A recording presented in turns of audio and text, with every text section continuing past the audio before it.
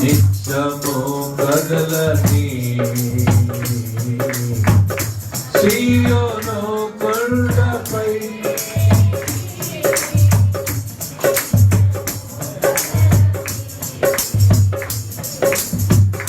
సీయోను కొండపై యేసయ్యా యేసయ్యా యేసయ్యా యేసయ్యా నీదు ముఖము చూచుచు పరవశించి పాడేదా యేసయ్యా నీదు ముఖము చూచుచు పరవశించి పాడేదా కలవర పడినే కొండల వైపు నన్ను లేతుదునా కొండల వైపు నా కన్నులేసి వధువతో నేను ఉమిలదనా వధువతో నేను ఉమిలదనా. మంచిది. మన ప్రభు అయిన యేసుక్రీస్తు నామంలో మీ అందరికీ శుభవందనాలు. మరి ఈ దినము స్నేహితుల దినోత్సవము అని మనము తెలుసుకొని ఉన్నాం. మరి ఈ రోజు ఎవరు నిర్ణయిస్తారో మనకైతే తెలియదు, కానీ అలాంటి రోజు మహిళా దినోత్సవం, అలాంటి రోజు ఫ్రెండ్షిప్ డే, ఇంకొకటి వ్యాలంటైన్స్ డే, ఇలాగ రకరకాలైనటువంటి దినోత్సవాలను నిర్ణయిస్తూ ఉంటారు. మరి సరే, ఎవరు నిర్ణయించినా మనకు తెలియదు, కానీ ఈరోజు మాత్రం ఫ్రెండ్షిప్ డే అని చాలా మంది నిర్ణయించుకొని విషయం చెప్పుకుంటూ ఉంటారు.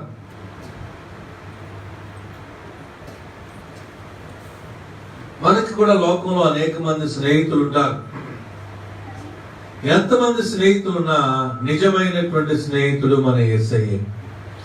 యేసయ్య కూడా మనలను స్నేహితులుగా, ఫ్రెండ్గా భావించాడు. యేసయ్య కూడా మనను ఫ్రెండ్గా భావించుకొని, కొంచెం ముందుకు జరగండి, ఖాళీలు ఉన్నాయి, వెనకొచ్చే వారికి కొంచెం స్థలం ఉంచుదాం. కొంచెం ముందు జరగండి, ఒక స్టెప్ ముందు జరిగితే. ప్రభు అయిన యేసుక్రీస్తు కూడా మనను స్నేహితులుగా ఎంచుకున్నాడు. యోహాను సువార్త 15వ అధ్యాయము 14వ వచనం నుండి మనం చదువునట్లయితే, 14వ వచనం చదివితే, యోహాను సువార్త 15వ అధ్యాయము 14వ వచనం. అమ్మా, ఇంకా కొంతమంది బైబిల్ ఆడుతున్నాయి. యోహాను సువార్త 15వ అధ్యాయము 14వ వచనం.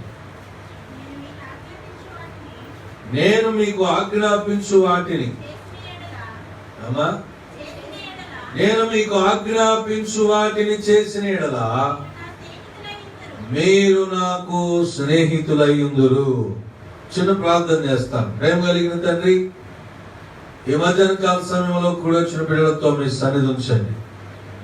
ఎక్కడిద్దరు ముగ్గురు కూడి నా నామమును ప్రార్థిస్తారో వారి మధ్యలో ఉంటానని మీరు సెలవిచ్చారు కనుక ప్రభా, ఈ యొక్క భారతదేశం అంతా, ఇతర దేశాల్లో కూడా ఉందేమో నాకు తెలియదు, అందరూ మరి ఫ్రెండ్షిప్ విషయంలో తెలియజేసుకుంటున్నటువంటి ఈ తరుణంలో మీరు మాకు స్నేహితులై ఉన్నారని తెలుసుకోవడానికి బైబిల్ గ్రంథంలో అనేక విషయాలను మేము ధ్యానించబోతుండగా మీ సన్నిధి మాకు తోడుగా ఉంచి నడిపించమని ప్రార్థిస్తూ ఉన్నాం.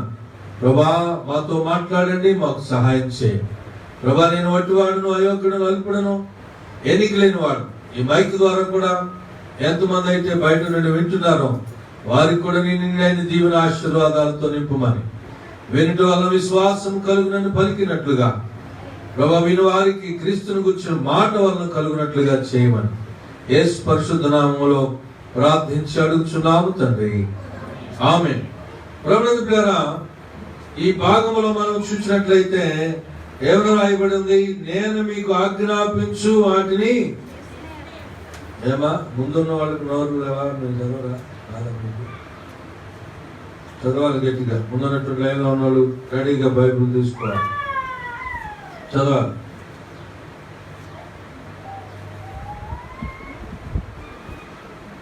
పదిహేనవ అధ్యాయం 14 వచనం. నేను మీకు ఆజ్ఞాపించు వాటిని చేసిన యెడల మీరు నాకు స్నేహితులయ్యుందురు. ఏమండి, దేవునికి స్నేహితుడిగా ఉండడం ఎంత గొప్ప భాగ్యం. దేవుడు మనకు ఫ్రెండ్ గా ఉండడం ఎంత భాగ్యం. ఒకసారి ఎవరైనా మంచి ఉన్నత స్థితిలో, లేకపోతే పెద్ద ఐపీఎస్ ఆఫీసర్, లేకపోతే ఒక ఎమ్మెల్యే గారు ఉంటే మేమందరం మీ అందరూ స్నేహితులు అండి, ఒక కంచంలో తిని ఒక మంచంలో పడుకున్నామని చెప్తే ఎంత గర్వంగా ఉంటది. అవునా కదా? అలాగే దేవుడు మనకు స్నేహితుడిగా ఉండడం ఎంత గొప్ప భాగ్యం. చాలా ఈజీ అంట దేవుడు మనకు స్నేహితుడిగా ఉండడం అంటే. మీలో ఎవరికైనా దేవుడు మీకు స్నేహితుడిగా ఉండడం ఇష్టం లేని వారు ఎవరైనా ఉంటారా? ఎవరో ఉండరు. కానీ దేవుణ్ణి నీకు స్నేహితుడిగా చేసుకోవడానికి ఆయన ఇష్టపడుతున్నాడంట. ఏమని? నేను మీకు ఆజ్ఞాపించు వాటిని చేసిన యెడల మీరు నాకు స్నేహితులైందురు. 13వ వచనం కూడా చూద్దాం. తన స్నేహితుల కొరకు తన ప్రాణం పెట్టువాని కంటే ఎక్కువైన ప్రేమ గలవాడు ఎవడును లేడు. కాబట్టి పిల్లల ప్రాణం పెట్టేవాడే నిజమైన స్నేహితుడు. ఇదినాల్లో చాలా మంది స్నేహితులు ఉంటారు. అలాంటి స్నేహితుల గురించి మనం ఒక్కొక్కటి తెలుసుకోబోతున్నాం. చూడండి, ప్రాణం పెట్టేవాడు నిజమైన స్నేహితుడు, ప్రాణం తీసేవాడు కపటమైన స్నేహితుడు. ప్రాణం పెట్టేవాడు యేసయ్య, ప్రాణం నమ్మించి స్నేహం చేసి ప్రాణం తీసేవాడు ఇస్కరియోతు యూదా. ఎవరండి? యేసుక్రీస్తుతో జతకట్టాడు, ఆయన శిష్యుడిగా చేరాడు, ఫ్రెండ్ గా నటించాడు. కానీ చివరికి ప్రాణం తీయటానికి యేసయ్యను అప్పగించినటువంటి కపట స్నేహితుడు ఇస్కరియోతు యూదా. ఇదినాలో అనేక మంది రకరకాలైనటువంటి స్నేహితులు ఉంటారు. చాలా మంది అంటుంటారు, నీ నీ నీ క్యారెక్టర్ ఏంటో తెలుసుకోవాలంటే నీ ఫ్రెండ్ ఎవరో చెప్పు అన్నాడంట. నీ స్నేహితుడు ఫలానా ఆయన నా స్నేహితుడు, ఫలానా ఆమె నా స్నేహితురాలని చెప్తే ఆమెను చూసి నువ్వు ఎలాంటి వ్యక్తివో కూడా చెప్పొచ్చు అంట. ఒక తాగుబోతు వ్యక్తితో స్నేహం చేస్తాడు. ఒక భక్తి కలిగినటువంటి వ్యక్తి మరొక భక్తి కలిగినటువంటి వ్యక్తితో స్నేహం చేస్తాడు. లోకములో అనేక రకాలైనటువంటి పాప భూయిష్టమైనటువంటి స్థితిలో జీవించే వారితో స్నేహం చేస్తే అలా నీవు కూడా అలాంటి వ్యక్తిగానే ఎంచుకుంటారు ప్రజలు. కాబట్టి నువ్వు ఎంచుకునేటటువంటి స్నేహితుడు శ్రేష్టమైన వాడై ఉండాలి, నిజమైనటువంటి ప్రేమ కలిగినటువంటి వాడై ఉండాలి. దేవుడు కూడా, దేవాది దేవుడు, పరలోకములో ఉన్నటువంటి యెహోవా కూడా, దేవుడు యెహోవా దేవుడు తనకు ఒక వ్యక్తిని స్నేహితుడిగా భావించుకున్నాడంట. చూడండి, 2వ దినవృత్తాంతముల గ్రంథం. ఏమని? సృష్టికర్త అయినటువంటి దేవుడు ఒక వ్యక్తికి స్నేహితుడిగా ఉండడం ఎంత గొప్ప భాగ్యం. యేసయ్య ఈ లోకంలో ఒక మానవుడిగా వచ్చాడు కాబట్టి స్నేహితుడిగా ఉండడం గొప్ప కాదు, కానీ సృష్టికర్త అయినటువంటి దేవుడే మనకు స్నేహితుడిగా ఉన్నాడంట. చూడండి, ఈ లోకంలో ఒక వ్యక్తికి స్నేహితుడిగా ఉన్నాడంట. 2వ దినవృత్తాంతములు 20వ అధ్యాయము 5, 6, 7 వచనాలు. యెహోషాపాతు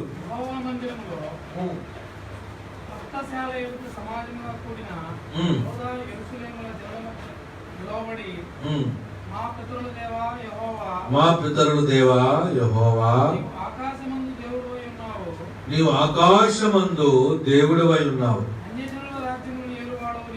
అన్యజనుల రాజ్యములన్నిటినీ ఏలువాడవు నీవే. నీవు బాహుబలము గలవాడవు, పరాక్రమము గలవాడవు. నిన్ను ఎదురించుటకు ఎవరికి బలము చాలదు.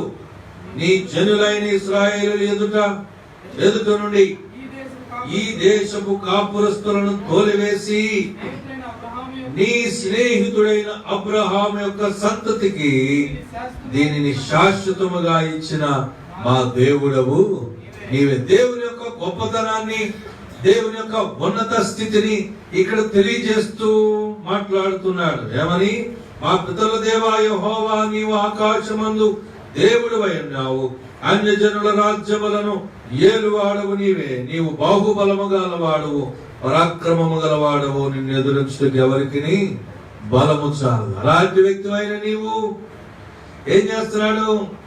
ఈ దేశపు కాపురస్తులను తోలివేసి ఇశ్రాయేలు ఎదుట నుండి నీ స్నేహితుడైన అబ్రహాము యొక్క సంతతికి దీనిని శాశ్వతముగా ఇచ్చితి. ఎవరు స్నేహితుడు? దేవుడికి చెప్పాలి. ఎవరు? అబ్రహాము దేవునికి స్నేహితుడు. యెషయా గ్రంథము 41వ అధ్యాయంలో 8వ వచనంలో కూడా మన మాట మనం చూస్తాం. ప్రవక్త అయినటువంటి యెషయా చెప్పినటువంటి మాటల్లో 41:8, నా సేవకుడైన ఇశ్రాయేలు, నేను ఏర్పరచుకుని యాకోబు. చూడండి, నా సేవకుడైన ఇశ్రాయేలు, నేను ఏర్పరచుకుని యాకోబు, నా స్నేహితుడైన అబ్రహాము సంతానమా అంటున్నాడు. ఎంత చక్కగా పిలుపండి.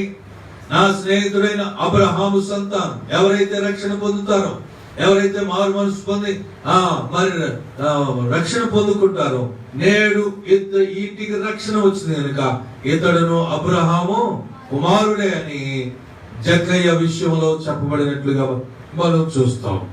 రక్షణ పొందిన ప్రతి ఒక్కరూ అబ్రహాము సంతానమే.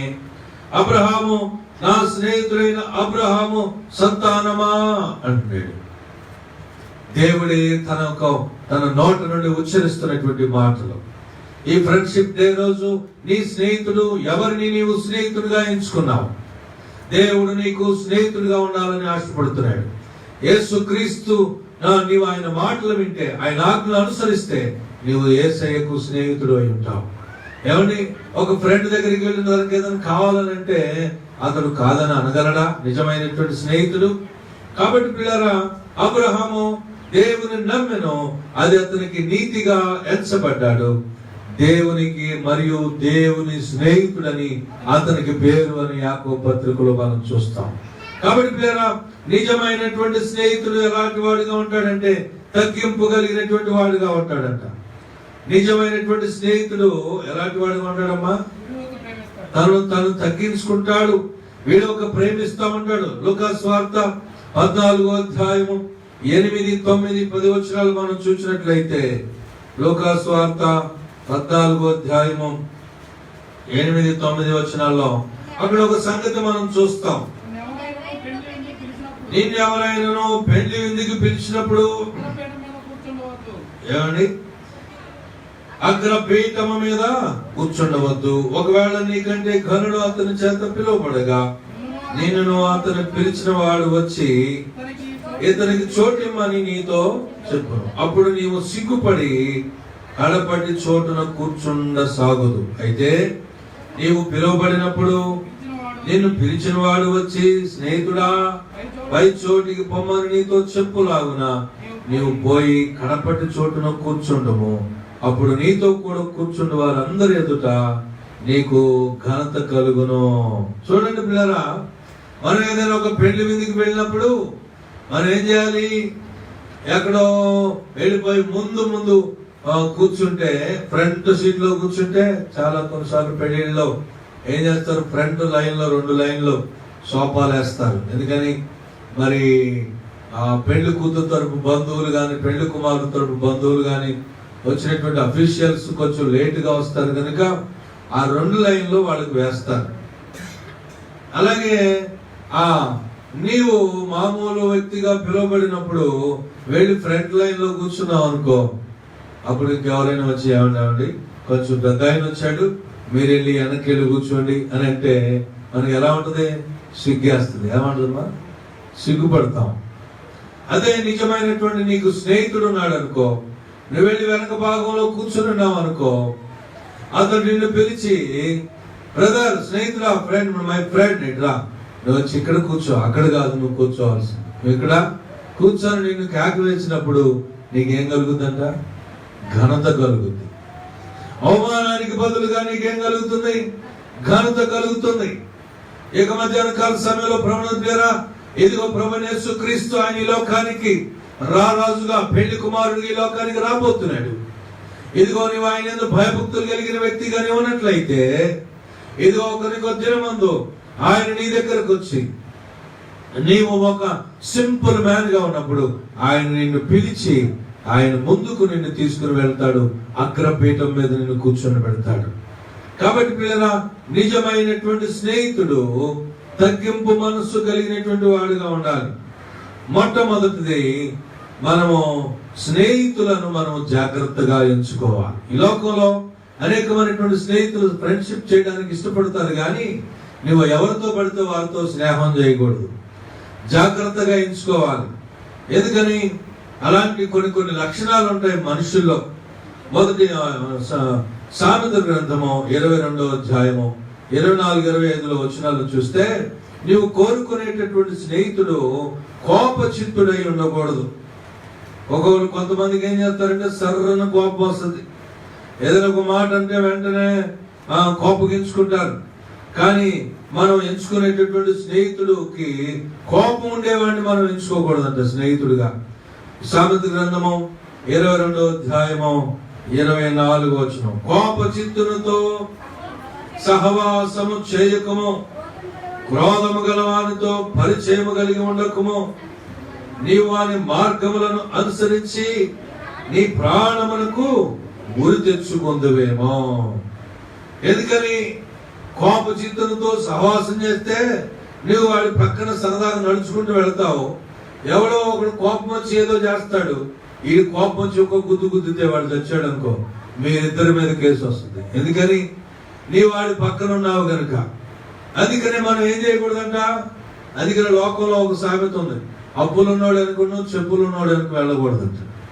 ఏం కూడదంట? అప్పులున్నవాడు వెనుకను సెపరేట్ అమ్మా, చెప్పులున్నవాడు వెనుక. అప్పులున్నవాడు వెనకాల వెళ్తే అందరూ వాడిని పిలిచి ఏంటి అడుగుతా ఉంటాడు. చెప్పులున్నవాడు వెనకాల వెళ్తే ఏమో తెలుసా, వాడు రాళ్లలో మనలో కూడా గబగబా నడిచి వెళ్తాడు. నీకు చెప్పులు లేకపోతే నువ్వేం చేస్తావు? అతనితో పాటు త్వరగా వెళ్ళలేవు. అలాగే దేవుని వాక్యం చెప్తుంది, కోపచిత్తులతో నీవు సహవాసం చేయకూడదంట. ఏం చేయకూడదంట? లేక నువ్వు కోరుకునేటువంటి స్నేహితుడు, నువ్వు ఎవరితో సహవాసం చేస్తున్నావో వాడికి కోపం ఉండకూడదు, మంచి సాఫ్ట్ మ్యాన్ అయి ఉండాలి. ఇంకొక మాట మనం చూసినట్లయితే, చెడ్డ స్నేహితునితో కూడా చూడండి, మొదటి కొరింథీయులకు రాసిన పత్రిక, చెడ్డ స్నేహితులతో నువ్వు సహవాసం చేయకూడదు. ఎందుకంటే దుష్ట సాంగత్యము మంచి నడవడిని చెరుపును అని ఉంది. మొదటి కొరింథీయులకు రాసిన పత్రిక 15వ అధ్యాయము 33వ వచనం మనం చూద్దాం. మొదటి కొరింథీయులకు రాసిన పత్రిక 15వ అధ్యాయము 33వ వచనం మనం చూద్దాం. చూడండి, మోసపోకుడి, దుష్ట సాంగత్యము మంచి నడవడిని చెరుపును, నీతి ప్రవర్తన గలవారే మేల్కొని పాపము చేయకుడి, దేవుని గురించిన జ్ఞానము కొందరికి లేదు, మాకు సిగ్గు కలుగుటకై మీకు సిగ్గు కలుగుటకై ఇట్లు చెప్పుచున్నాను. చూడండి పిల్లరా, దుష్ట సాంగత్యము మంచి నడవడిని చెరుపును. నీవు చేసే స్నేహితుడు దుష్టుడై ఉండేట్లయితే, చెడ్డ వ్యక్తి అయినట్లయితే, చెడు లక్షణాలు కలిగిన వ్యక్తి అయినట్లయితే నిన్ను కూడా చెడగొడతాడు. అందుకని అంటారు, ఒక లోకంలో ఒక సామెత, 6 నెలలు సహవాసం చేస్తారంట, వాడు వీడైపోతారంట, వీడు వాడైపోతాడు. ఒకవేళ చెడ్డ వ్యక్తి అయితే నీవు ఒక వ్యక్తిని మంచిగా మార్చాలని నీవు తలంచుకోవచ్చు, కానీ నీ మంచితనం వాడు నేర్చుకోకపోగా వాడి చెడుతనమే నిన్ను మార్చివేస్తుంది. కొన్నిసారి వరకు మన పితరుల దినాల్లో కొన్ని పల్లెటూరులో బావులు ఉంటాయి. బావులు ఏమంటాయమ్మా? బావులు నీళ్లు తోడుకొని గిలక వేసి బకీడుతో నీళ్లు తోడుకునేవాడు. తెలుసా మీకు? ఎంతమంది తెలుసు? ఏమంటే ఇప్పటికీ కొన్ని ఊళ్ళలో ఉన్నాయి. ఇప్పుడంటే ట్యాప్లు వచ్చేసినాయి, బోర్ పంపులు వచ్చేసినాయి కనుక నీళ్లు తోడే పని లేదు. కానీ ఆ రోజుల్లో నీళ్లు తోడడానికి బకెట్లు వేసి నీళ్లు తోడేవాళ్ళు. చిన్నపిల్లలు కూడా ఏం చేస్తారంటే, వాళ్ళు బాగా చిన్న వాళ్ళు అయినప్పుడు కూడా బకెట్తో నీళ్లు తాగాలని ప్రయత్నం చేస్తూ ఉంటారు. ఆ నీళ్లు లాగేటప్పుడు ముందు అనుకుంటాడు, సగం ముంచి లాగుదాంలే, ఫుల్ బకెట్ నేను లాగలేను అని చెప్పి సగం బకెట్ లాగుతాడు. ఇలాగ 2-3 సార్లు వేసిన తర్వాత అనుకోకుండా బుడుంగన ఒకసారి ఫుల్ అయిపోయింది. ఆ బకెట్ ఏమైపోయింది? మునిగిపోయిన తర్వాత ఇప్పుడు ఏం చేస్తున్నాడు? ఇక లాగలేకపోతా ఉంటాడు. అయినా సరే లాగాలి, నేను 2 సార్లు, ఒకసారి సగం బకెట్ లాగాను, ఇంకొంచెం ఫుల్ అయితే లాగాను, ఇప్పుడు ఫుల్ బకెట్ కూడా లాగలను అనుకొని లాగడానికి ప్రయత్నం చేస్తా ఉంటాడు. కొన్నిసార్లు కాలు తీసి ఆ దిమ్మ మీద వేసి కూడా లాగుతారు కొంతమంది పిల్లలు కదా. అలాంటి టైంలో సగం పైనే వచ్చింది, ఇంక కొంచెం పైకి వచ్చింది, అమ్మో బకెట్ లోపలికి వెళ్ళిపోతామని భయపడుతూ లాగుతున్నాడు. బకెట్ వదిలేస్తే మా అమ్మ నన్ను కొట్టేస్తుంది అనుకుని దాన్నే పట్టుకొని లాగడానికి ప్రయత్నం చేశాడు, కానీ చివరికి ఆ బకెటే ఇతను లాగేసి బావిలో పడిపోతాడు. అలాంటి సందర్భాలు ఎన్నో ఉన్నాయి. అలాగే ప్రభుత్వ కొన్నిసార్లు చెడ్డవారిని మంచి వ్యక్తులుగా మార్చాలని నువ్వు ప్రయత్నిస్తావు, కానీ నీ బలము చాలదు, నీ భక్తి చాలదు, నీ ప్రార్థనా జీవితం సరిపోదు. కనుక నీవు దేవుని యందు భయభక్తులు కలిగి లేకపోయినట్లయితే, ప్రార్థనా జీవితం లేకపోయినట్లయితే, నీవే పాపం వైపు, లోకం వైపు, చెడ్డ స్నేహితుల వైపు లాగివేయబడి నీవే మార్చబడతావు చెడ్డ వ్యక్తిగా. కనుక ప్రభుత్వ మనము దుష్ట సాంగత్యము కలిగినటువంటి వారముగా ఉండకూడదు. దుష్ట సాంగత్యము మంచి నడవడిని చెరుపును. కనుక పిల్లరా 2-3 లక్షణాలు ఇప్పుడు మనం చెప్పుకున్నాం. మొదటిది, నిజమైనటువంటి స్నేహితునికి తగ్గింపు మనస్సు కలిగిన వాడుగా ఉండాలి. రెండవది, స్నేహితులను మనము జాగ్రత్త కలిగినటువంటి వారుగా ఎంచుకోవాలి. మూడవది, చెడ్డ స్నేహితులు కూడా మా సాంగత్యం చేస్తే నువ్వు మంచి స్నేహితుడు, మంచివాడు కూడా చెడ్డవాడుగా మార్చబడిపోతావు. నాలుగవది, ప్రతిదానికి కూడా స్నేహితుల మీద మనం ఆధారపడకూడదు. చూడండి, సామెతల గ్రంథము 25వ అధ్యాయము 17వ వచనం. సామెతల గ్రంథము 25:17.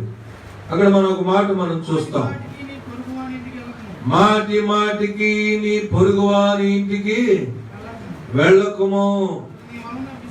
చూడండి, చాలా సార్లు ఏం చేస్తూ ఉంటారంటే, ఫ్రెండ్ కదా అని చెప్పి పొద్దుదాకా మాటి మాటికి నీ ఫ్రెండ్ ఇంటికి వెళ్తే ఏం జరుగుతుందంట? 25:17లో, మాటి మాటికి నీ పొరుగు వాని ఇంటికి వెళ్ళకము, అతడు నీ వలన విసికి నిన్ను ద్వేషించునేమో. ఏం చేస్తాడు? ఏంటి పొద్దాకు వస్తుంది అమ్మాయి, ఏంటి పొద్దాకు మా ఇంటికి వస్తాడు, ఎదురు వీడికి టైము లేదు, ఒక అద్దు లేదు, పద్దు లేదు అని విసుక్కుంటాడు. అందుకని నీవేం చేయాలి? ఎంత స్నేహితులైనా నీ లిమిట్ లో నీవు ఉండాలి. స్నేహితుల దినోత్సవం రోజు ఈ తెలుసుకోవాల్సిన విషయాలను మీరు గ్రహించాలని నేను మీకు మనవి చేస్తూ ఉన్నాను. దేవుని వాక్యం నుంచి, బైబిల్ గ్రంథంలో స్నేహితుల గురించి ఎంత చక్కగా తేటగా చెప్పబడినది మరి ఎక్కడా మీకు దొరకకపోవచ్చు. కాబట్టి చూడండి పిల్లరా, ఈ మాటి మాటికి నీ స్నేహితుని ఇంటికి వెళ్ళవద్దు, అతడు నీ వలన విసికి నిన్ను ద్వేషిస్తాడు. ప్రేమించడానికి బదులుగా నువ్వు ఏం పొందుకుంటావు? ద్వేషాన్ని ఎదుర్కొనవలసి వస్తుంది. కాబట్టి ప్రతిదానికి, చిన్న చిన్న విషయాలకి, ప్రతి ఏ చిన్న అవసరమైనా సరే కొంతమంది మాటి మాటికి వెళ్ళి అడుగుతూ ఉంటారు. అది మంచి పద్ధతి కాదు. ఎంత స్నేహితుడైనా నీ లిమిట్స్ లో నీ ఉండాలి తప్ప మాటి మాటికి అలా చేయకూడదని దేవుని వాక్యం చదివిస్తా ఉంది. ఇంకొక మాట మనం చూసినట్లయితే, స్నేహితుల గురించి మనము చెడ్డగా మాట్లాడకూడదు. సామెత గ్రంథము 16వ అధ్యాయము 28వ వచనంలో మనం చూస్తాం ఆ మాట. మూర్ఖుడు కలహము పుట్టించును, కొండెగాడు మిత్రభేదము చేయు. మూర్ఖుడు కలహం పుట్టిస్తాడంట, కొండెగాడు మిత్రభేదము. మిత్రుడు అంటే స్నేహితుడు అని అర్థం. కాబట్టి ఏం చేస్తాడు?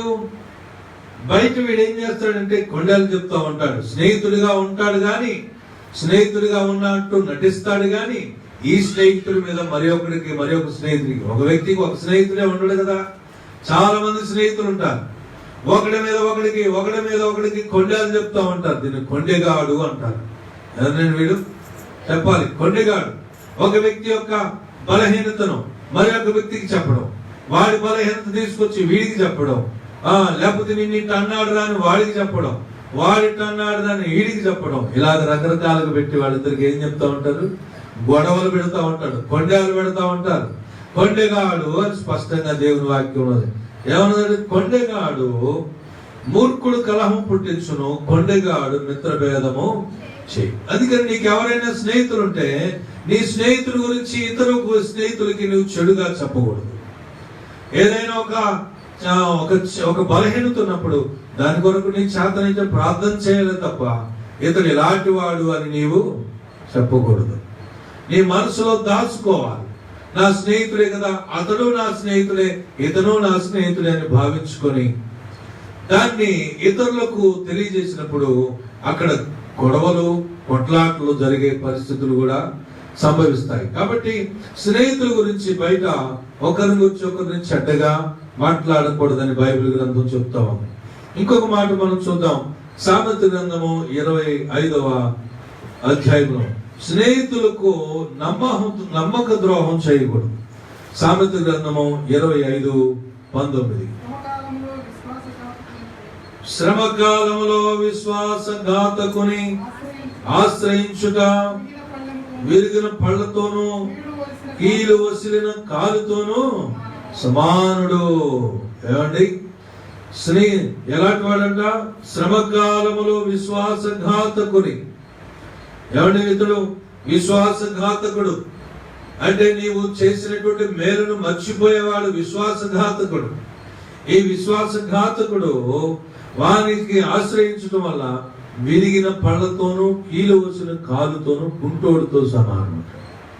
ఎందుకని అతడు విశ్వాసఘాతకుడు. నమ్మక ద్రోహం చేసినటువంటి వాడికి దగ్గరికి మళ్ళీ నీకేదైనా సహాయం కావాలని వెళితే విరిగిన పళ్ళు అంటే పళ్ళు లేనివాడు ఎలాగా తినమంటే తినలేడో, కీలు వచ్చినటువంటి కాలుతో కుంటోడు దగ్గరికి వెళ్ళి అరే నాకు కొంచెం సహాయం చేయాలంటే ఆడు అసలే కుంటోడు.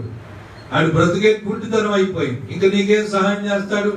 అందుకని నమ్మక ద్రోహం చేసినటువంటి వాడితో నీవు సహవాసం చేసి నీకు ఏదైనా అవసరమైనప్పుడు వాడి దగ్గరికి వెళితే ఈ రెండింటితో సమానం అని చక్కగా పోలిక మనకు రాయబడింది. కనుక ప్రియులారా, నమ్మక ద్రోహం చేయకూడదు. ఒకసారి ఒక ఇద్దరు స్నేహితులు ఉన్నారంట. ఆ ఇద్దరు స్నేహితులు చాలా చిన్నప్పటి నుంచి చాలా చక్కగా చదువుకుని ప్రాణంతో సమానంగా ఉండేవాళ్ళు అంట.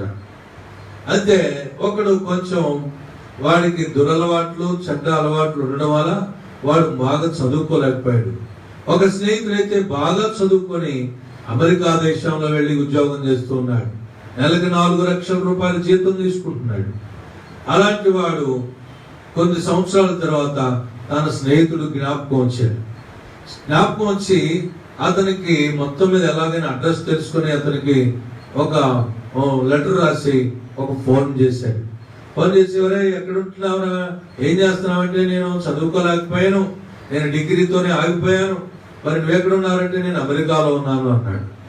సరే మంచిది, మరి నేను నీకు ఏదైనా ఒక సహాయం చేయాలనుకుంటున్నాను, నేను చెప్పిన పని నువ్వు చక్కగా చేస్తే నీకు మంచి జీతం ఇస్తాను అని చెప్పాడు. సరే చేస్తాను అన్నాడు. చేస్తానని సరే నేను ఒక అపార్ట్మెంట్ కట్టాలనుకుంటున్నాను, అపార్ట్మెంట్ లో మరి దాని వర్క్ అంతా నీకు అప్పగిస్తాను, నువ్వు జాగ్రత్తగా దాన్ని చేస్తావా అంటే ఓ చేస్తాను అన్నాడు. నీకు నెలకి 20,000 రూపాయలు జీతం కూడా ఇస్తానన్నాడు. ఓ మంచి స్నేహితుడు కదా అని చెప్పి తను కూడా అంగీకరించి పని చేయటం ప్రారంభించాడు. మంచి స్థలం ఉన్నాడు, అపార్ట్మెంట్ కట్టడం ప్రారంభించాడు. ఈ అపార్ట్మెంట్ కడుతూ దాదాపు 2-3 అంతస్తులు, 4 అంతస్తులు, 5 అంతస్తులు, 6 అంతస్తులు కంప్లీట్ అయిపోయింది. ఒకరోజు అమెరికా నుంచి ఆ స్నేహితుడు ఆ బిల్డింగ్ ఓపెన్ చేయడానికి వచ్చాడు. బిల్డింగ్ ఓపెన్ చేయడానికి వస్తే తనతో పాటు ఉన్నటువంటి పెద్ద పెద్ద అఫీషియల్ స్నేహితులందరూ వచ్చారు. ఇతను కూడా ఆ బిల్డర్ గా ఉన్నటువంటి ఈ స్నేహితుడు కూడా తన బంధువులు కూడా తన తల్లిదండ్రులు కూడా పిలుచుకున్నాడు. నా స్నేహితుడు నాకు ఎంత మేలు చేశాడో చూడండి, ఇదిగో నాకు ఒక మంచి పని ఇచ్చి నాకు 20,000 రూపాయలు జీతం ఇచ్చాడు, ఈ బిల్డింగ్ అంతా నాతోనే కట్టించాడు అని చెప్పి ఆ రోజు ఓపెనింగ్ అయిన తర్వాత అక్కడ ఒక చిన్న మీటింగ్ జరిగింది భోజనానికి ముందు. ఇదిగో నా ప్రియ స్నేహితుడు, నా బాల్యం నుండి ఇతన్ని నేను ప్రాణ స్నేహితుడిగా ఎంచుకున్నాడు. ఇతనికి చక్కని ఈ పని నిర్ణయించినందుకు ఈ బిల్డింగ్ ని చాలా చక్కగా కట్టించాడు. అయితే ఈ బిల్డింగ్ ని నేను ఇతనికి బహుమతిగా ఇవ్వాలనుకుంటున్నాను అన్నాడు. జీతం ఇచ్చాడు, జీతంతో పాటు ఈ కట్టినటువంటి అపార్ట్మెంట్ ను కూడా ఏం చేశాడు ఇతనికి గిఫ్ట్ గా ఇచ్చి, నా ప్రాణ స్నేహితుడు నాకు అనేక విషయాల్లో నాకు సహాయం చేశాడు, నేను ఈ స్థితిలో వెళ్ళడానికి కూడా కొన్ని సందర్భాల్లో ఇతని ప్రోత్సాహం కూడా ఉందని చెప్పి ఆ బిల్డింగ్ ని బహుమతిగా ఇచ్చాడు. ఆ మాట విని ఇతడు అవాక్కైపోలేదు, సంతోషపడలేదు. ఒక్కసారి పక్క గదిలోకి వెళ్ళిపోయి గట్టిగా ఏడుస్తున్నాడు. ఎవరు ఏడ్చేది? అమెరికా నుంచి వచ్చిన ఆయన కాదు, ఈ బిల్డింగ్ కట్టిన స్నేహితుడు. లోపలికి వెళ్ళి కుమిలి ఏడుస్తున్నాడు, కురికి ఏడుస్తున్నాడు. అయ్యో నేనెంత దౌర్భాగ్యుణ్ణి అని అంటున్నాడు. ఏమిటి అబ్బాయి అంటే, 18 ఈ బిల్డింగ్ కట్టిన తర్వాత నాకు దీంట్లో ఏమి మిగలదు కనుక దీంట్లో సిమెంట్ లో తక్కువ పాళ్ళ వేశాను, ఐరన్ లో తక్కువ పాళ్ళ వేశాను, క్వాలిటీ తగ్గించి దీంట్లో నేను మిగిల్చుకోవడానికి చాలా ప్రయత్నం చేసి మాక్సిమం నేను మిగిల్చుకోవడానికి ప్రయత్నం చేశాను. ఈ బిల్డింగ్ ఒక 2-3 సంవత్సరాల్లో కూలిపోతాయి అని అనుకున్నాడు అని చెప్పి ఏడుస్తున్నాడు. నేనెంత దౌర్భాగ్యుణ్ణి, నా స్నేహితుడు నేను మోసం చేస్తున్నాను అనుకున్నాను, కానీ నన్ను నేనే మోసం చేసుకుంటున్నానన్న సంగతి వాడికి తెలియదు. ప్రభునందు ప్రియరా, ఇతను ఏడుస్తూ ఉన్నాడు. తన బ్రతుకు కాలం అంతా దీని ద్వారా జీవించవలసిన, తన పిల్లలు తరతరములు బ్రతకవలసినటువంటిది తన నెత్తిని తానే దుమ్ము పోసుకున్నాడు. చూసారా ప్రియరా, ఇతడు ఎలాంటి స్నేహితుడు? నమ్మక ద్రోహం కలిగినటువంటి స్నేహితుడు. ఎదుర్కొన్నటువంటి దురలవాట్లను బట్టి, ఎదుర్కొనే చెడ్డ స్నేహితులను బట్టి ఆ అమెరికా నుంచి పంపించే జీతం చాలక ఈ దీంట్లో కూడా మిగిల్చుకోవడానికి ప్రయత్నం చేసి నాసిరకం మెటీరియల్ ఉపయోగించాడు. దాని ద్వారా ఏం జరిగింది? తనకు తానే ఆ బిల్డింగ్ తన కొరకే అనుకుంటే నేను ఇంకా బాగా కట్టేవాడిని, సరిగ్గా వాటరింగ్ కూడా దానికి సరిగ్గా చేయలేకపోయాను, నేను ఎంత దౌర్భాగ్యుని అని ఏడుస్తున్నాడు. ఆ విషయం ఆ స్నేహితుడు తెలిస్తే ఏమనుకుంటాడు చెప్పండి? నేను ఎంత ప్రేమిస్తే ఇతను తనకు తానే మోసం చేసుకున్నాడే అనుకుంటాడు. కనుక ప్రభువుని ప్రియులారా, స్నేహితులు నమ్మక ద్రోహం చేయకూడదు. మన బైబిల్ గ్రంథం మనం చూసినట్లయితే మరి యేసుక్రీస్తు నిజమైనటువంటి స్నేహితుడు.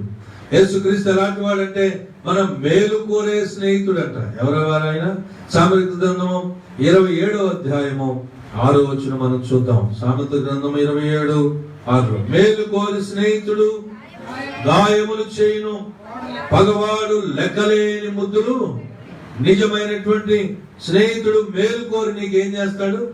గాయం చేస్తాడు. పగవాడైతే లెక్కలేని ముద్దులు పెడతాడు. మన ప్రభువైన యేసుక్రీస్తు ఆయన నిజమైనటువంటి స్నేహితుడు, మేలు కోరినటువంటి వాడు, నిన్ను గద్దించేవాడు, నిన్ను అవసరమైతే శిక్షిస్తాడు, ఆయన గాయము చేస్తాడు, గాయము మాన్పుతాడు. ఆయన చేతులు గాయం చేస్తుంది, ఆయన చేతులు స్వస్థపరుస్తుంది. కాబట్టి ప్రియరా, ఇంకా మన ప్రభువైన యేసుక్రీస్తు ఆయన నిజమైన స్నేహితుడు, ఆయన సంతోషపరిచేవాడు. యోహాను సువార్త 3వ అధ్యాయము 29వ వచనం మనం చూసినట్లయితే, యోహాను సువార్త 3:29. పెండ్లి కుమార్తె గలవాడు పెండ్లి కుమారుడు అయితే నిలువబడి పెండ్లి కుమారుడు స్వరము వినిడి. స్నేహితుడు ఆ పెండ్లి కుమారుని స్వరము విని మిక్కిలి సంతోషించు. ఈ నా సంతోషము పరిపూర్ణమై ఉన్నది. ఆయన హెచ్చవలసి ఉన్నది, నేను తగ్గవలసి ఉన్నది. మన ప్రభు అయిన యేసుక్రీస్తు నిజమైన స్నేహితుడు. ఆయన మనలను సంతోషపరిచేవాడు. ఏం చేస్తాడండి? ఆయన సంతోషపరిచేవాడు. మన దేవుడు మనలను సంతోషపరుస్తాడు. ఇతర స్నేహితులైతే మనకు నమ్మక ద్రోహం చేస్తారు. ఇంకా ఇతర స్నేహితులైతే ఇక రకరకాలైనటువంటి ప్రాణం తీసేటటువంటి వారుగా ఉంటారు. కానీ యేసుక్రీస్తు మనల్ని ఏం చేస్తాడంట? సంతోషపరుస్తాడు. చూడండి, ఇంకా మన ప్రభువైన యేసుక్రీస్తు మన దేవుడు, ఆయన అబ్రహాము స్నేహితుడైనటువంటి దేవుడు మనతో ముఖాముఖిగా మాట్లాడతాడు. చూడండి, నిర్గమకాండము 33వ అధ్యాయము 11వ వచనం. నిర్గమకాండము 33వ అధ్యాయము 11వ వచనం. ఆయన మనకు ముఖాముఖిగా మాట్లాడేవాడు. నిజమైనటువంటి స్నేహితుడు ఏం చేస్తాడంటే చాటును మాట్లాడు, ముఖాముఖిగా మాట్లాడతాడు. దొంగ మాటలు మాట్లాడు, ముఖాముఖిగా డైరెక్ట్ గా మాట్లాడతాడు. చూడండి, 33వ అధ్యాయం 11వ వచనం. మనుష్యుడు తన స్నేహితుడితో మాట్లాడునట్లు యెహోవా మోషేతో ముఖాముఖిగా మాట్లాడుచుండెను. దేవుడు ఎలాంటి వాడంట? ఆయన ఒక స్నేహితుడితో మాట్లాడినట్లు మాట్లాడే దేవుడు. ఏమండి, ఎంత మంచి దేవుడు! అంత మంచి దేవుడు మనకు స్నేహితుడిగా. అలాగే ఆదికాండము 18వ అధ్యాయము 17వ వచనంలో కూడా మనం చూస్తాం. కొంచెం నేను అవుట్ లైన్స్ చెప్పుకుంటూ వెళ్ళిపోతున్నాను. 18వ అధ్యాయము 17వ వచనం. అప్పుడు యెహోవా, నేను చేయబోవు కార్యము అబ్రహామునకు దాచదనా? అబ్రహాము నిశ్చయముగా, ఏమండి, నేను చేయబోవు కార్యము అబ్రహామునకు దాచదనా?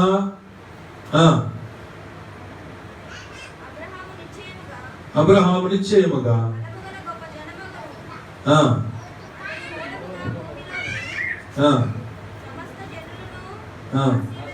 చూడండి, అబ్రహాము నిశ్చయముగా బలముగల గొప్ప జనమగును, అతని మూలముగా భూమిలోని సమస్త జనములు ఆశీర్వదించబడును.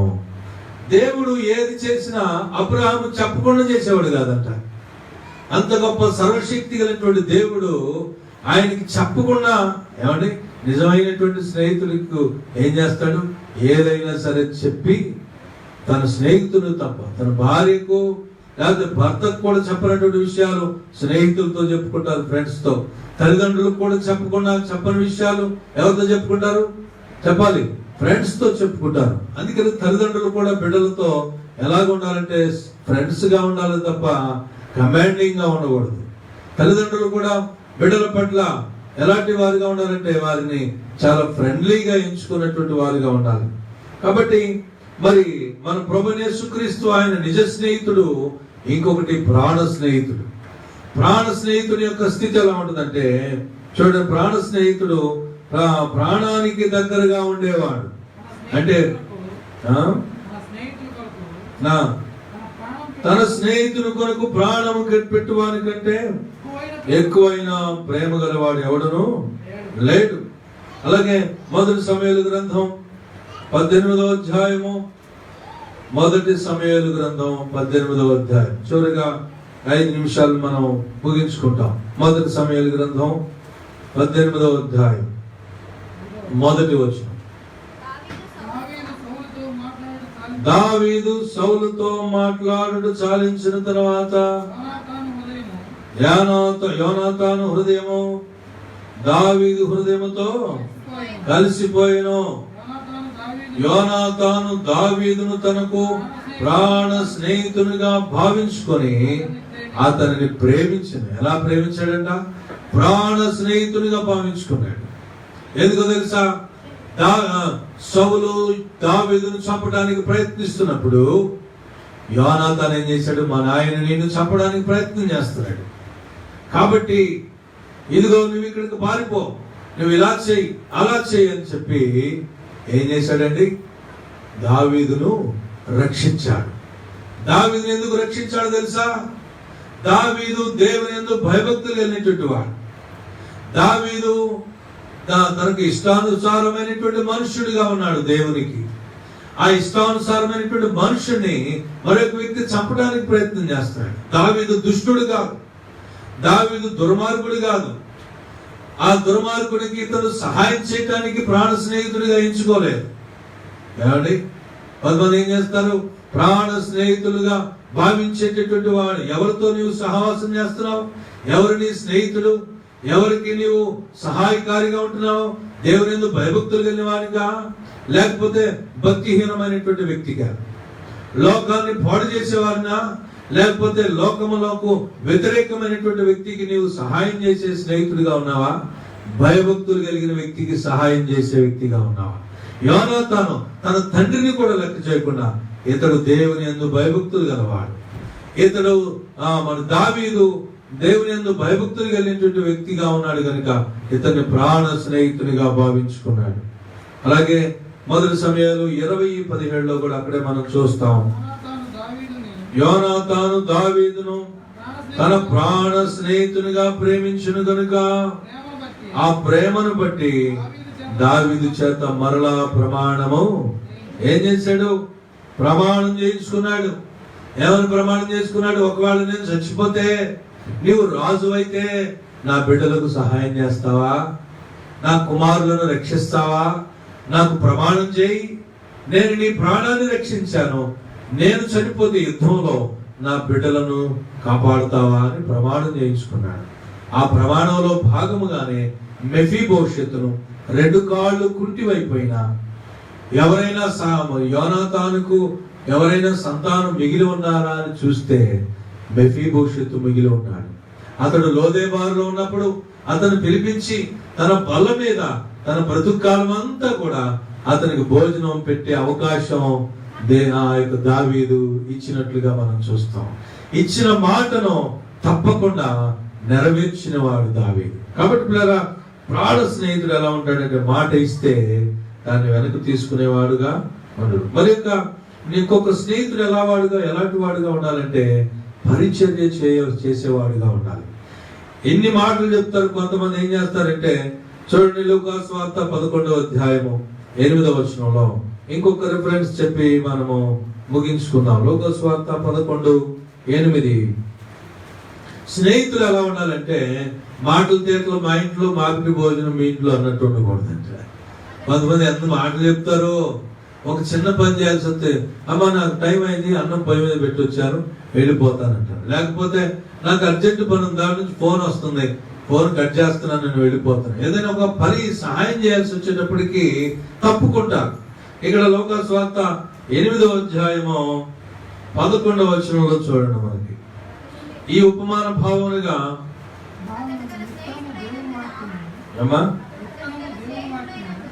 అతడు తన స్నేహితుడైనందున, చూడండి ఒకడంట 8వ అధ్యాయము 5వ వచనం కూడా చదువుతాయి. మరియు ఆయన వారితో ఇట్లా, మీలో ఎవరికైనాను ఒక స్నేహితుడు ఉండగా అతడు అర్ధరాత్రి వేళ ఆ స్నేహితుని వద్దకు వెళ్ళి, స్నేహితుడా నాకు 3 రొట్టెలు బదులిమ్మో, నా స్నేహితుడు ప్రయాణం చేయొచ్చు మార్గ మధ్యములో నా యొద్దకు వచ్చున్నాడు, అతనికి పెట్టుటకు నా యొద్ద ఏమీ లేదని అతనితో చెప్పినలా అతడు లోపలనే ఉండి చెప్తున్నాడు. తలుపు దగ్గర, తలుపు అవతల అతనున్నాడు, లోపల నన్ను తొందర పెట్టవద్దు, తలుపు వేసి ఉన్నది, నా చిన్న పిల్లలు నాతో కూడా పండుకొని ఉన్నారు, నేను కదిలిస్తే వాళ్ళు నిద్రలేస్తారు, నిద్రలేసి ఏడుస్తారు, కాబట్టి నేను లేగటం కుదరదు అని చెప్తూ నేను ఇయ్యలేనని చెప్పునా. అతడు తన స్నేహితుడైనందున లేచి ఇయ్యకపోయినను, అతడు సిగ్గుమాలి మాటి మాటికి అడుగుట వలనైనను లేచి అతనికి కావలసినవన్నీ ఇచ్చును అని మీతో చెప్పుచున్నాను. పిల్లరా, స్నేహితుడు ఎలా ఉండాలంటే ఏ టైంలోనైనా సరే, అర్ధరాత్రులోనైనా సరే తప్పించుకోవడానికి ప్రయత్నం చేయకూడదు, పరిచర్య చేసేవాడుగా ఉండాలి. నువ్వు ప్రేమిస్తే, నువ్వు సంఘంలో ఉన్నటువంటి వ్యక్తులను నువ్వు స్నేహితులుగా ఎంచుకుంటే, ఇదిగో సంఘంలో ఉన్నటువంటి సేవకులను నువ్వు స్నేహితుడిగా నువ్వు ఎంచుకుంటే ఏం చేయాలంట? ప్రతి సమయంలో కూడా నువ్వు పరిచర్య చేసే వ్యక్తిగా ఉండాలి. మరొక మాట, యోబు కూడా తన జీవితంలో తన స్నేహితుడు కొరకు ప్రార్థన. స్నేహితుడు ఎలా ఉండాలంటే ప్రార్థించేవాడుగా ఉండాలి. ఏదైనా సహాయం వచ్చినప్పుడు యోబు గ్రంథం 42వ అధ్యాయం 10వ వచనంలో మనం చూస్తే స్నేహితుడు ఎలాంటి వాడుగా ఉండాలంట? ప్రార్థన చేసేవాడుగా ఉండాలి. ఏదైనా ఒక సమస్య వచ్చినప్పుడు, ఇబ్బంది వచ్చినప్పుడు, ఇరుకులు వచ్చినప్పుడు నీ కొరకు ఉపవాసం ఉండి ప్రార్థన చేసే వ్యక్తిగా ఉండాలి స్నేహితుడు. చదవండి అక్కడ. మరియు యోబు తన స్నేహితుల కొరకు ప్రార్థన చేసినప్పుడు ఏమండి, యెహోవా అతని క్షేమ స్థితిని మరలా అతనికి. ఇక్కడ ఒక విషయం గమనించండి, జాగ్రత్తగా వినండి. ఒక్క మాట, నా ప్రసంగం చేయకపోయినా పర్వాలేదు, ఈ ఒక్క మాట జాగ్రత్తగా వినాలని కోరుతున్నాను. ఏంటి తెలుసా? యోబు తన స్నేహితుల కొరకు ప్రార్థన చేశాడు. తన స్నేహితులు ఏం చేశారు? యోబుని శోధించారు. నువ్వు అలాంటి వాడు అయిపోయావు, నువ్వేదో పాపం చేశావు, నువ్వేదో దుర్మార్గం చేశావు, అందుకని బిడ్డలు చచ్చిపోయారు, అందుకని ఇల్లు కూలిపోయింది, అందుకని గొర్రెలు చచ్చిపోయినాయి అని చెప్పి రకరకాలైనటువంటి మాటలు, నిందలు మాట్లాడారు. యోబు ఏం చెప్పాడు? నేను యథార్థవంతుని, నా కన్నులతో కూడా నేను పాపం చేయలేదు, ఏ విషయంలో నేను ఏ పాపము చేయలేదు, నేను యథార్థవంతుడిని అని చెప్తున్నాడు.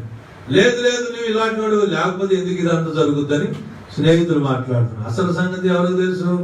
దేవుడికి తెలుసు. సైతానికి దేవుడికి ఉన్న మధ్య మన పోరాటం అనే సంగతి వాళ్ళకి తెలియకుండానే అనేకమైన నిందలేస్తారు. నిందలేసిన తర్వాత ఇప్పుడు దేవుడు ఏం చెప్పాడంటే, నీ స్నేహితుల కొరకు నువ్వు ప్రార్థన చెయ్యి అన్నాడు. ఎవరిని చేయమన్నాడు? యోబుని. ఇప్పుడు యోబు తన స్నేహితుల కొరకు ప్రార్థన చేశాడు. వీళ్ళు ఎన్ని నిందలు మోపారు, ఇలాంటి పనికిమాలు మాట్లాడారు. నా అంతరంగం నాకు తెలుసు కదా, నా స్వభావం నాకు తెలుసు కదా, నేను ఏ పాపం చేయలేదు కదా, వీళ్ళు ఇన్ని మాటలు మాట్లాడతారా, ఇదే నా స్నేహితులు ఎంతకాలం నన్ను చూసింది అని అనలేదు. కానీ వాళ్ళ కొరకు ఏం చేశాడు? ప్రార్థన చేస్తే ఏం జరిగిందో తెలుసా? యోబు తన స్నేహితుల నిమిత్తం ప్రార్థన చేసినప్పుడు యెహోవా అతని క్షేమస్థితిని మరలా అతనికి దయచేసును, మరియు యోబునకు పూర్వము కలిగిన దానికంటే రెండంతలు అధికముగా యెహోవా అతనికి దయచేసి. ప్రియులారా, నీ స్నేహితులు ఒకవేళ నీ మీద అనేకమైనటువంటి మాటలు మాట్లాడినప్పుడు వాళ్ళని క్షమించి వాళ్ళ కొరకు నువ్వు ప్రార్థన చేయాలి. ప్రార్థన చేస్తే నీకు మేలు జరుగుతుంది, వాళ్ళకి కాదు. ఎవరికి మేలు జరుగుతుంది? నీకు మేలు జరగాలంటే నిన్ను నిందించిన వారి కొరకు ప్రార్థన చేయాలి. నీకు లాభం కలగాలంటే, నీకు పూర్వపు స్థితి, నువ్వు పోగొట్టుకున్న వాటికి రెట్టింపు నువ్వు ఆశీర్వాదం పొందాలంటే నువ్వు ఇతరుల కొరకు ఏం చేయాలి? నీ స్నేహితుల కొరకు ఏం చేయాలి? నిన్ను అవమానించిన వారి కొరకు నువ్వేం చేయాలి? చెప్పాలి మాట, ప్రార్థన చేయాలి. యోబు వాళ్ళ కొరకు ప్రార్థన చేసినప్పుడు యోబుకు డబల్ ఆశీర్వాదం వచ్చింది. ఇంకొక మాట, మనం చేసేటటువంటి స్నేహం, ఇప్పుడు చెప్పుకున్న మాటల్లో ప్రాణానికి దగ్గరగా ఉండాలి స్నేహితుడు పరిచర్య చేసేవాడై ఉండాలి, స్నేహితుడు ప్రార్థన చేసేవాడై ఉండాలి. ఇంకొక మాట, మనము జ్ఞానులతో సహవాసం చేసేవారుగా ఉండాలి. అలాగే కీర్తన గ్రంథము 119:63 వచనం, 119:63 వచనం. నీ యందు భయభక్తులు గల వారందరికీ, నీ ఉపదేశములను అనుసరించు వారికి నేను చెలికాడను, అంటే నేను ఫ్రెండ్ను, నేను స్నేహితుడిని. ఎవరికి? నీ యందు భయభక్తులు గల వారందరికీ, నీ ఉపదేశములను అనుసరించు వారందరికీ నేను. అలాగే సామెతలు 13:20 కూడా ఈ ఒక్క మాట చదువుకొని మనం ప్రార్థన చేసుకుందాం. సామెత గ్రంథము 13:20. జ్ఞానుల సహవాసము చేయువాడు, ఏమండి? జ్ఞానుల సహవాసం చేయవాడు జ్ఞానము గలవాడును, మూర్ఖుల సహవాసం చేయవాడు చెడిపో. ఇప్పుడు మనం ఎవరితో సహవాసం చేయాలి? జ్ఞానం గలవాళ్ళతో సహవాసం చేయాలి, మూర్ఖులతో కాదు. మూర్ఖుల దగ్గరికే వెళ్ళకూడదు. ఏమండి? ఇంకా కపట సహోదరుల దరికే మనం వెళ్ళకూడదు. ఇంకా మరి కొండాలు చెప్పేటటువంటి స్నేహితుడిని నీవు స్నేహితుడిగానే ఎంచుకోకూడదు. అలాంటి వాడితో స్నేహం చేస్తే అలాంటి లక్షణాలు వస్తాయి. జ్ఞానులతో సహవాసం చేస్తే జ్ఞానం అని కలిగినటువంటి వారు అవుతారు. భక్తి కలిగిన వారితో సహవాసం చేస్తే భక్తి కలిగిన వారుగా ఉంటారు. ప్రార్థనా పరులతో సహవాసం చేస్తే ప్రార్థన కలిగిన వారుగా ఉంటారు. కాబట్టి నువ్వు ఎలాంటి సహవాసం చేసే వ్యక్తిగా ఉన్నావు? దేవుడి కొద్ది మాటలు దీవించునుగా. ప్రార్థన చేసుకుందాం. దయచేసి తల వచ్చింది చిన్న ప్రార్థన. ఈ యొక్క మధ్యాహ్న కాల సమయంలో దేవుని వాక్యం వింటున్న తల్లి, తండ్రి, సహోదరి, సహోదరుడు సురేష్ గారు ప్రార్థన చేద్దాం. ప్రభువా, నన్ను కరుణించు. ఇదిగో నీ కృపను నాకు మెండుగా అనుగ్రహించున్నాయి. నీ సన్నిధి నాకు తోడుగా ఉంచి నడిపించు. ఇదిగో నేను ఎవరితో సహవాసం చేయాలో, ఎవరితో ఎలాంటి వ్యక్తిగా నేను ఉండాలో నాకు నేర్పించున్నాయి.